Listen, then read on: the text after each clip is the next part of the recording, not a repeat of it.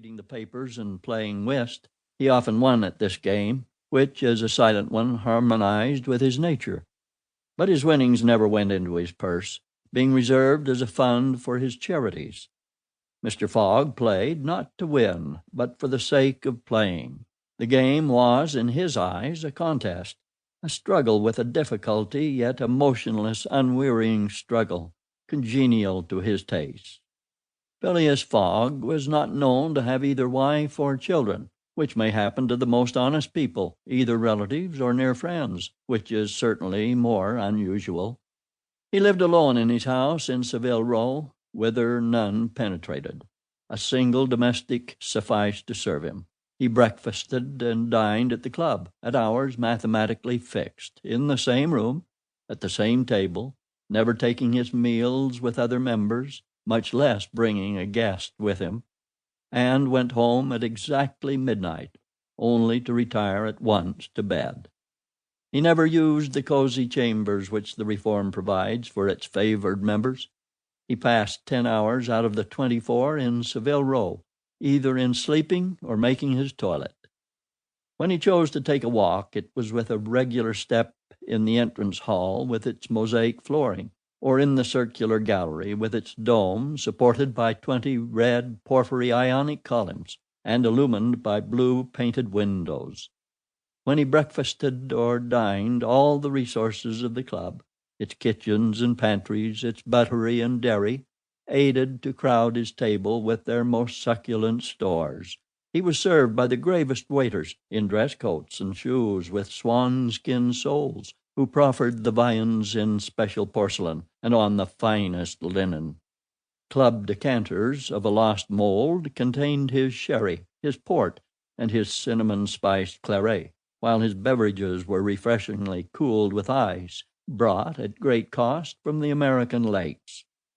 If to live in this style is to be eccentric, it must be confessed that there is something good in eccentricity. The mansion in Savile Row, though not sumptuous, was exceedingly comfortable. The habits of its occupant were such as to demand but little from the sole domestic, but Phileas Fogg required him to be almost superhumanly prompt and regular.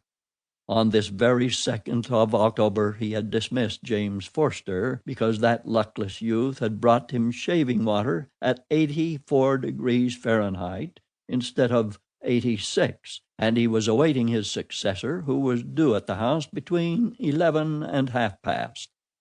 Phileas Fogg was seated squarely in his armchair, his feet close together like those of a grenadier on parade, his hands resting on his knees, his body straight, his head erect. He was steadily watching a complicated clock which indicated the hours, the minutes, the seconds, the days, the months, and the years. At exactly 11:30, Mr. Fogg would, according to his daily habit, quit Savile Row and repair to the Reform. A rap at this moment sounded on the door of the cosy apartment where Phileas Fogg was seated, and James Forster, the dismissed servant, appeared. "The new servant," said he. A young man of 30 advanced and bowed. "You are a Frenchman, I believe?" asked Phileas Fogg. "And your name is John?" "Jean, if monsieur pleases," replied the newcomer. "Jean Passepartout, a surname which has clung to me because I have a natural aptness for going out of one business into another. I believe I'm honest, monsieur, but to be outspoken I've had several trades. I've been an itinerant singer, a circus rider, when I used to vault like Leotard, and dance on a rope like Blondin. Then I got to be a professor of gymnastics so as to make better use of my talents, and then I was a sergeant fireman at Paris, and assisted at many a big fire. But I quitted France 5 years ago, and wishing to taste the sweets of domestic life, took service as a valet here in England. Finding myself out of place, and hearing that Monsieur Phileas Fogg was the most exact and settled gentleman in the United Kingdom, I have come to Monsieur in the hope of living with him a tranquil life, and forgetting even the name of Passepartout." "Passepartout suits me," responded Mr. Fogg. "You are well recommended to me. I hear a good report of you. You know my conditions?" "Yes,